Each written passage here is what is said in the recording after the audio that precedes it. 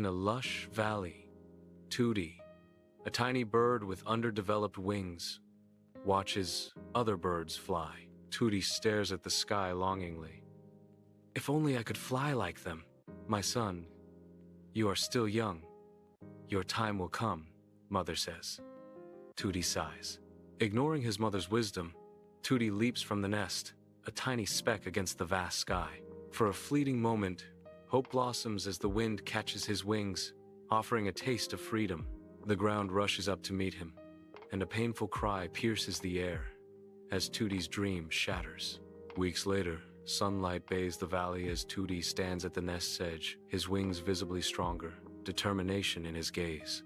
He smiles, takes a deep breath, and leaps into the sky, the warm sun reflecting off his feathers. Tooti soars effortlessly above the valley, his joyful chirps echoing through the open air.